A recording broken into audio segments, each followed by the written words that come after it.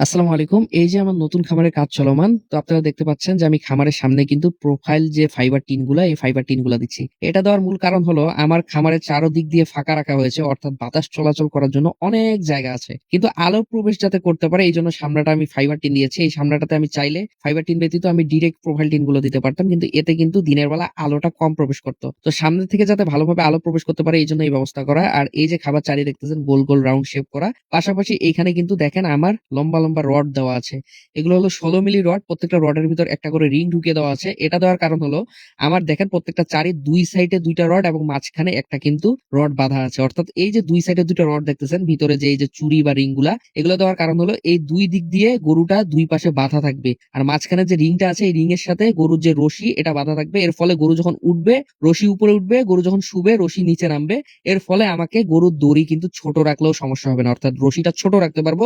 লম্বা রশি রাখলে যেমন একটা একটাকে গুঁতো মারে ডিস্টার্ব করে, এই ডিস্টার্বটা করতে পারবে না। আর খাবারের যে চারি এটা দেখতেই পাচ্ছেন যে এটার গভীরতাটা আপাতত কম রাখা হয়েছে। আমরা কিছু চারি বেশি গভীরতা রাখবো, কিছু কম রাখবো যাতে আমরা ছোট বড় মানে মিলেমিশে গরুগুলো রাখতে পারি। আর আরেকটা কথা না বললেই নয় যে এগুলার মাপ তো আমি বিস্তারিত আপনাদের জানাবো, কিন্তু একটা কথা বলতে চাচ্ছি সেটা হলো যে গতকালকে আমি যখন এই নতুন খামারের ভিডিওটা দেই অনেকে আমাকে অনেক জ্ঞান দিয়েছেন যে এত টাকা দিয়ে খামার কেন করতেছেন, কারণ এই খামারে অলরেডি আমার ১৩.৫ লক্ষ টাকা খরচ হয়েছে এবং এখনো ১ থেকে ১.৫ লক্ষ টাকার কাজ বাকি আছে।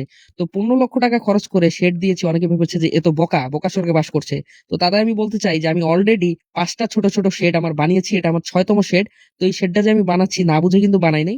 আমি নিজেও জানি এখানে আমার প্রফিট হবে কিনা। কারণ বর্তমান বাংলাদেশে ১৫ লক্ষ টাকা ইনভেস্ট করার মতো জায়গার অভাব নাই।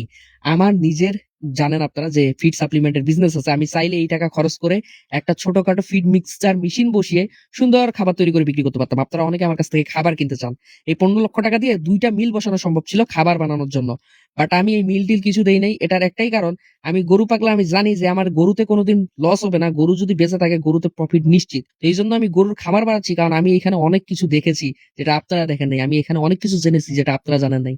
আমি জানি এই সেক্টরে আমি যত বাড়াতে পারবো, আমি যদি একটা গরু পালন করি প্রতি মাসে ৪ থেকে ৫,০০০ টাকা ধরা আমার প্রফিট আসবেই। তো আমি যদি ৩০ টা গরু পালন করতে পারি প্রতি মাসে ১.৫ লক্ষ টাকা ইনকাম আমার কেউ বন্ধ করতে পারবে না ইনশাআল্লাহ। তো এটা এমন একটা ব্যবসা যেখানে শুধু যদি আপনি তাদের ভালোভাবে যত্ন নিতে পারেন তারা শুধু আপনাকে দিবে, কখনো নিবে না। এইজন্যই আমি খামারটা করতেছি। কাজেই এখানে আমাকে জ্ঞান দেওয়ার কোনো প্রয়োজন নাই।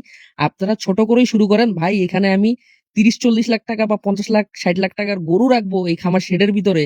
তো এই শেডটা যদি আমি নরমাল করি, কালকে যদি আমার ২ টা গরু চুরি হয়, সেই চুরির টাকা কি আপনি দিবেন ভাই? যারা বলতেছেন যে এত টাকা কেন খরচ করতেছেন? আমি সবার আগে সিকিউরিটি মেইনটেইন করছি।